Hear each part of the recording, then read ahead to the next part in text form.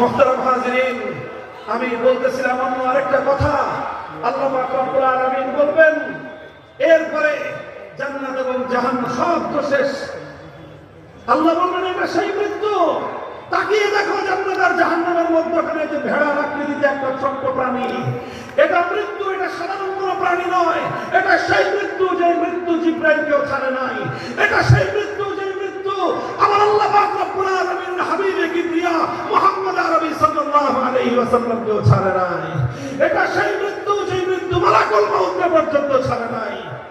আল্লাহ বলবেন যে আজ আমি সেই মৃত্যুকে তোমাদের সামনে হাজির করলাম।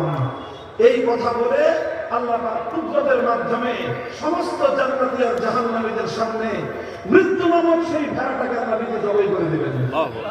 বলবেন আমি মৃত্যুকে মেরে ফেললাম।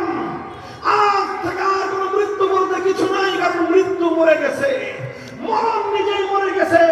ইয়া আহলাল জান্নাতি খুলুদুন লা মাউত ওয়া ইয়া আহলান নারি খুলুদুন লা মাউত।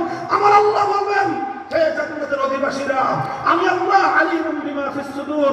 তোমাদের অন্তরের গহীনে ছোট্ট একটা ভয় তোমাদের মধ্যে কাজ করতেছে। আমি আল্লাহ আবার কোনোদিন তোমাদেরকে জান্নাত থেকে বের করে দেই কিনা এই ভয়ে এখনো তোমরা ভীত আছো।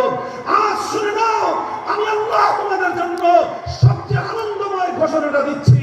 এই যে তোমরা জান্নাতে ঢুকেছো, বেহেশতে ঢুকেছো, অনন্তকাল এই বেহেশতে থাকবে। আর কোনোদিন তোমাদেরকে বেহেশত থেকে বের হওয়া লাগবে না। মুহতারাম হাজিরিন, এই ঘোষণাটার সাথে সাথে গোটা জান্নাতের মধ্যে, বেহেশতের মধ্যে আনন্দের উল্লাস শুরু হবে। আনন্দের হিল্লোল বয়ে যাবে। এক বেহেশতি আরেকজনকে গলা জড়াজড়ি ধরে করে চিৎকার করতে থাকবে, উল্লাস করতে থাকবে। নির্বাচনে জয়ের মতো না, এর চেয়ে লক্ষ কোটি গুণ বেশি আনন্দ হবে। ইনশাআল্লাহ বলেন, আনন্দ করবো ইনশাআল্লাহ। ইনশাআল্লাহ আল্লাহ আমাদের জন্য চিরস্থায়ী জান্নাতের ব্যবস্থা রেখেছেন। কাজেই দুনিয়ার এই সামান্য প্রাপ্তি অপ্রাপ্তি আমাদের কাছে বড় কিছু নয়। আমাদের জন্য সবচেয়ে বড় প্রাপ্তি হলো অমান সুহজিহা